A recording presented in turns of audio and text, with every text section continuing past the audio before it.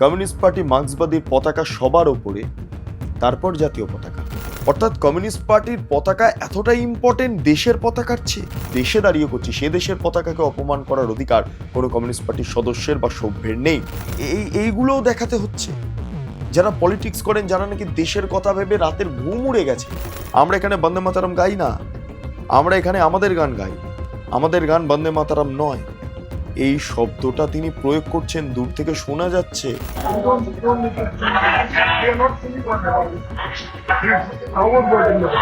সোনিয়া গান্ধী যেখানে বন্দে মাতারাম হচ্ছে, তখন তিনি বলছেন বন্ধ করো।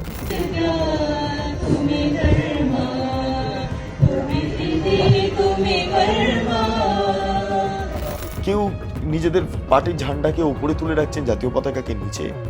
কেউ বন্দে মাতারাম গাইতে লজ্জা পাচ্ছে। এভাবে দেশের প্রতি সম্মান জানানো যায়?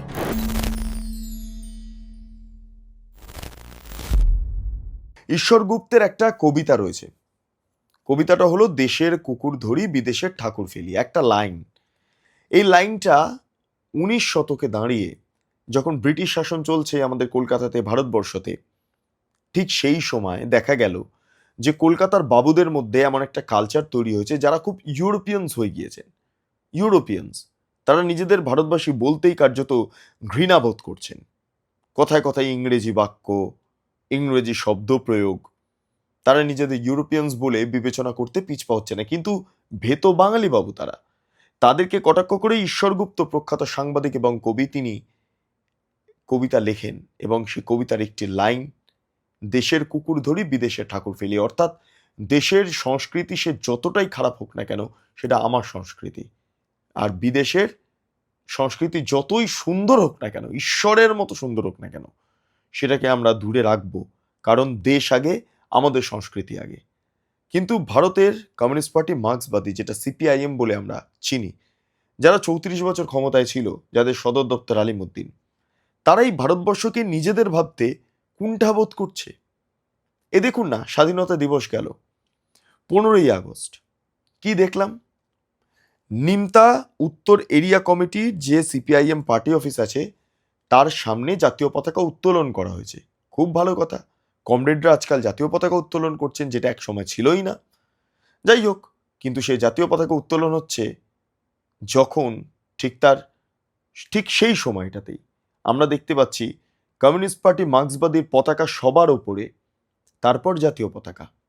এমনকি ভারতবর্ষ স্বাধীন করেছেন যে সমস্ত মনীষীরা রয়েছেন, যেমন নেতাজি সুভাষচন্দ্র বসু, ক্ষুদিরাম বসু, ভগৎ সিং, তাদের ছবি একটা ইটের একটা পাটাতন তৈরি করে সেখানে রেখে দেওয়া হয়েছে, কিছু ফুলের কুঁচি রেখে দেওয়া হয়েছে এবং সেখানে জাতীয় পতাকা কাগজের রেখে দেওয়া হয়েছে। এবং তার পাশে আরেকটা জায়গা যেখানে কমিউনিস্ট পার্টির পতাকা একদম স্বমহিমায় উঠছে পথ করে, ঠিক তার নিচে কাগজের জাতীয় পতাকা। অর্থাৎ কমিউনিস্ট পার্টির পতাকা এতটাই ইম্পর্টেন্ট দেশের পতাকার চেয়ে। দলটার নাম তো communist party of India Marxist, অর্থাৎ ভারতের কমিউনিস্ট পার্টি মার্ক্সবাদী। ভারত শব্দটা রয়েছে, সেখানে ভারতকেই উপেক্ষা করা, ভারতকে অস্বীকার করা। যে দেশে দাঁড়িয়ে আমরা রাজনীতিটা করছি, সেই দেশের পতাকাকে অবমাননা করা। রাশিয়াতে তাই হয়। আচ্ছা, রাশিয়ার কথা ছাড়ুন, রাশিয়া তো সোভিয়েত ইউনিয়ন কোল্যাপস করে গিয়েছে। কিউবাতে ধরুন, কিউবাতে কমিউনিস্ট পার্টি রয়েছে। কখনো দেখেছেন কমিউনিস্ট পার্টির পতাকা সবার উপরে, কিউবার পতাকা সবার নিচে? এই কমিউনিস্ট পার্টির সদস্যরা যারা কথায় কথায় কিউবা, লাওস, কম্বোডিয়া, চীন, রাশিয়া, এই সমস্ত দেশের প্রসঙ্গ উত্থাপন করেন, যাদের কথায় পরপর দিমিত্রভ, মার্কস, লেনিন, মাও, কামেলো, এই সমস্ত একাধিক কমিউনিস্ট পার্টির লিডারদের নাম উঠে আসে, যাদের মুখে, তারা নিজেদের দেশকে কোনোদিন অসম্মান করেনি। কিন্তু আমাদের ভারতের communist party of India Marxist, তাদের যারা সভ্যরা রয়েছেন, কমরেডরা রয়েছেন, তারা কিন্তু অপমান করছেন, এ বিষয়ে কোনো সন্দেহ নেই। অন্তত নিচুতলার কর্মীরা তো করছেন। তারা জানেনই না যে ভারতের পতাকার গুরুত্বটা কতটা। তারা জানেন ওই কাস্তে হাতুড়ি আঁকা ওই ফ্ল্যাগের গুরুত্ব কতটা। ডেফিনেটলি সেই পতাকার গুরুত্ব থাকবেই, এ বিষয়ে অস্বীকার করে লাভ নেই। কমিউনিস্ট পার্টির বিরাট বড় ভূমিকা গোটা বিশ্ব জুড়ে রয়েছে, বিশ্বের পলিটিক্সের ক্ষেত্রে রয়েছে। একটা আলাদা দর্শন, একটা আলাদা পলিটিক্যাল মতদর্শ। কিন্তু যে দেশে এই পলিটিক্সটাকে ইমপ্লিমেন্ট করছি, যে দর্শনটাকে ইমপ্লিমেন্ট করছি, যে দেশে দাঁড়িয়ে করছি, সে দেশের পতাকাকে অপমান করার অধিকার কোনো কমিউনিস্ট পার্টির সদস্যের বা সভ্যের নেই, যেটা নিমতাতে হয়েছে। নিচুতলার কর্মীরা, তাহলে সিপিআইএম এর নিচুতলার কর্মীরা বিশেষ করে, তারা তো এটা করতেই পারলেন না। তারা তো দেশের যে জাতীয় পতাকা তাকে সম্মান করতে পারলেন না। এই সিপিআইএম এর যারা রাজ্য নেতৃত্বরা রয়েছেন, তারা আলিমুদ্দিন স্ট্রিটের ছাদে বিমান বসু, বামফ্রন্ট চেয়ারম্যান, বর্তমান যিনি রাজ্য সম্পাদক মোহাম্মদ সেলিম, তার পাশাপাশি প্রাক্তন রাজ্য সম্পাদক সূর্যকান্ত মিশ্র, তারা জাতীয় পতাকা উত্তোলন করছেন। হ্যাঁ, প্রথম দিকে জাতীয় পতাকা উত্তোলন করতে গিয়ে তারা উল্টো জাতীয় পতাকা উত্তোলন করে ফেলেছিলেন, কিন্তু আজকের দিনে দাঁড়িয়ে তারা সোজা জাতীয় পতাকা উত্তোলন করছেন, ফুল দিয়ে সম্মান জানাচ্ছেন। আর নিচুতলার কর্মীদের মধ্যে কি রয়েছে? কমিউনিস্ট পার্টির পতাকা সবার উপরে, তারপর জাতীয় পতাকা। এই যদি ছবি হয়, তাহলে বোঝাই যাচ্ছে কমিউনিস্ট পার্টি মার্ক্সবাদীর এই ভারতবর্ষ সম্পর্কে তাদের কতটা আগ্রহ রয়েছে। তারা মনেই করেননি যে এই দেশটা স্বাধীন হয়েছে। হ্যাঁ, স্বাধীনতা অপূর্ণতা রয়েছে, একাধিক অপূর্ণতা রয়েছে। যেটা হওয়ার কথা ছিল সেটা হয়নি, যেটা হওয়ার কথা ছিল নয় সেটা হয়েছে।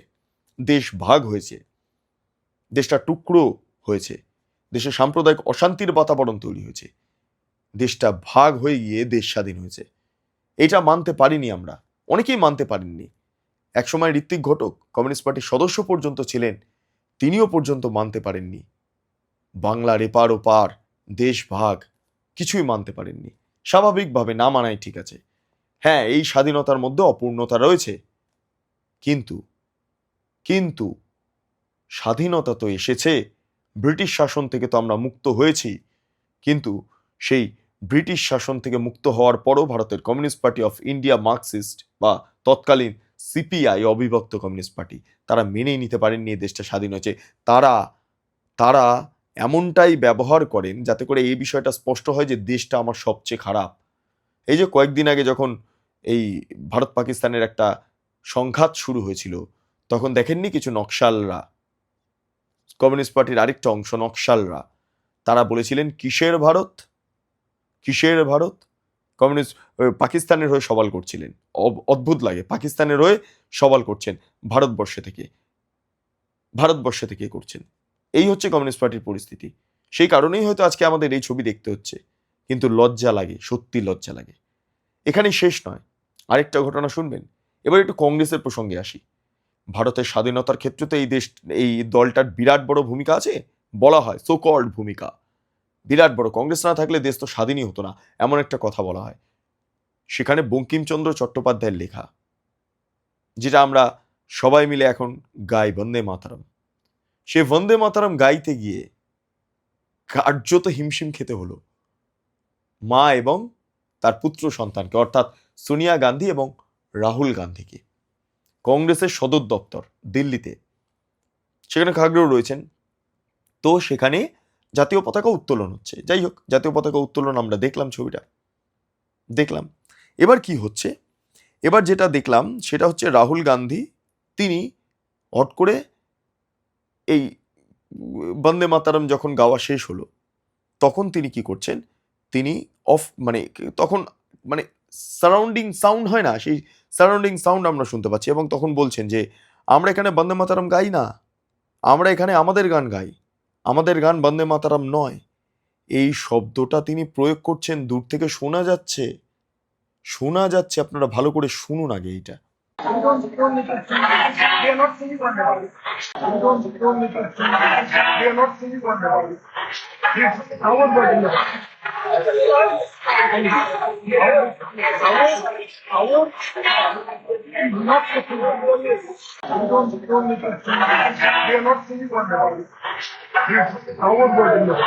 শুনলেন, বারবার করে রিপিটেশন ভাবে আপনাদের শোনালাম। এইবার সোনিয়া গান্ধী যখন বন্দে মাতারম হচ্ছে, তখন তিনি বলছেন বন্ধ করো, বন্ধ করো। শুনুন, দেখুন, ভাবুন, ভাবার প্র্যাকটিস করুন।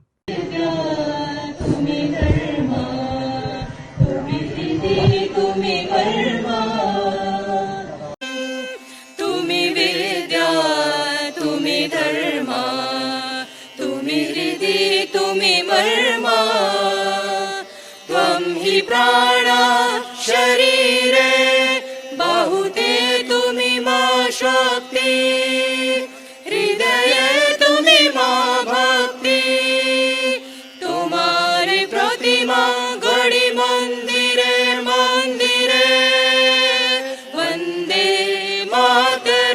আপনারা দেখলেন কি অবস্থা?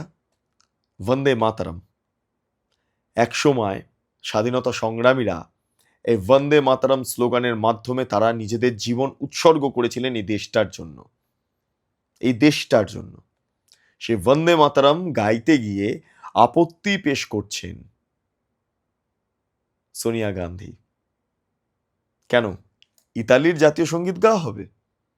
মুসোলিনির পুজো করা হবে? আমি জানি না সোনিয়া গান্ধী, রাহুল গান্ধী কিভাবে তারা এই ভারতের কংগ্রেসের মানে হাইকমান্ড হিসাবে স্বীকৃতি পান, জানি না।